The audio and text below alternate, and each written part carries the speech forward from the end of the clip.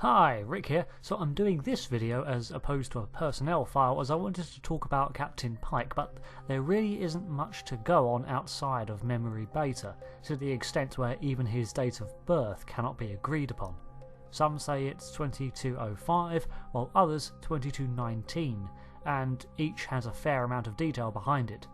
Usually, in situations like this, I'll look for a way to tie them both together in a reasonable fashion. However, this time the discrepancy is just too large to ignore, as it either paints him as 37 or 51 by the events of The Cage, and shifts his entire academy career by a sizable chunk too. So the 2219 date was usually established through books and the such to line up with the Jeffrey Hunter portrayal of the captain, but was never given an official green light by any TV series. The 2205 date comes from the Kelvin timeline, and usually I would dismiss this, but for three reasons. Reason 1 is that it takes place before the Kelvin divergence in 2233. Reason 2 is it's the most official date, and the last reason is that in the Star Trek universe, people do have longer, more youthful lives. Anson Mount, who's playing Pike in Discovery, is 45, so for him to be playing a Star Trek 51-year-old isn't a stretch. After all, Picard was meant to be 59 and played by Patrick Stewart, who is then 47, I think.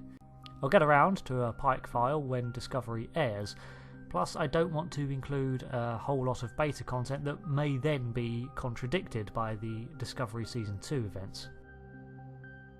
So Captain Pike was the second long-term captain of the USS Enterprise NCC 1701, following the promotion of Captain Robert April sometime around 2250, after the inaugural 5-year mission of the Constitution-class vessel. Pike was also its longest-serving captain, until being replaced by some flyboy from Iowa in 2265. Kirk's run was considered more iconic because he had the most happen in such a short time, and had many instrumental encounters, but it was Pike who served as the longest captain. Born in Mojave, one thing both histories agree on is that he spent a lot of his childhood on Elysium, a Federation colony. He, like Kirk, enjoyed horse riding as a hobby and was persuaded to join Starfleet by another officer, Alexander Marcus or Charlie Pike, depending on the telling.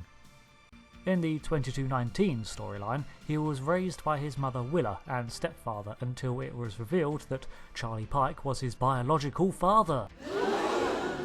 In the 2205 storyline, his mother was still Willa, but his father was listed as Charles, so those mostly match up. After he graduated from Starfleet Academy, his first posting as an ensign was on the USS Olympus. As is standard, he bounced around from vessel to vessel for a time, working his way up the ranks, and by 2246 he was a lieutenant commander and the XO of the USS Aldrin. Another reason I think that the 2205 birth date is more accurate, as he'd only be 27 at the time otherwise.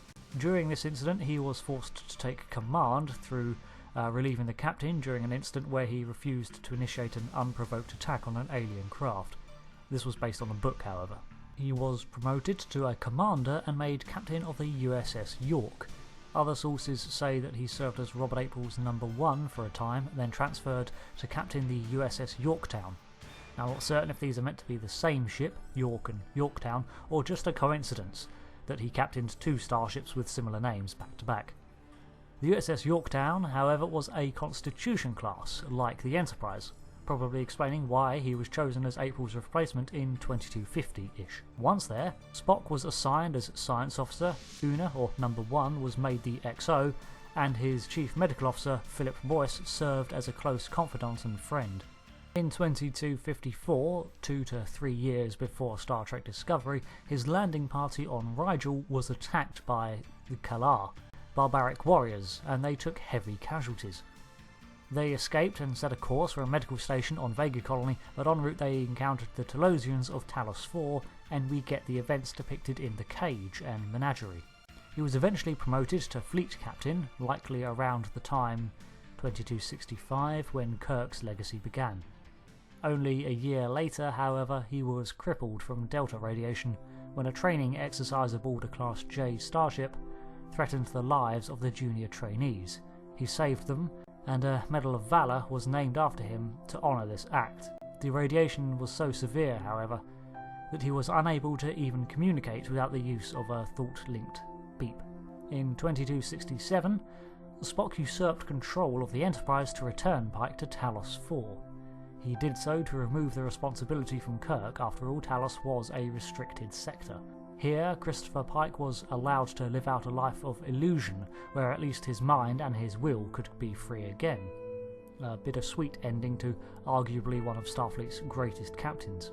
In the alternate universe of the 2009 films, he was played by Bruce Greenwood, but this portrayal of the captain may influence the Discovery version, but the events are not relevant to this timeline.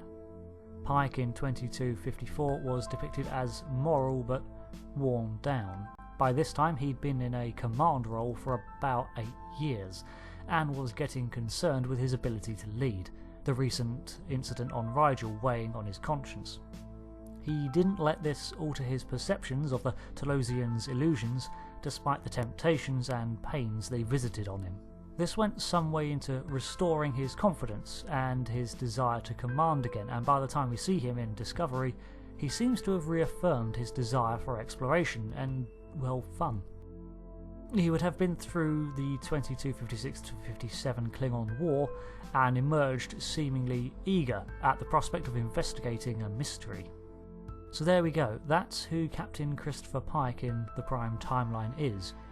I hope this video helps with a grounding of the character, and on a personal note, I hope we get some consistency brought to his timeline, as right now there's a lot of conflicting information. Thanks for watching. I've been Rick, and if you like Star Trek content, I'm sure we can find something lying around my channel for you.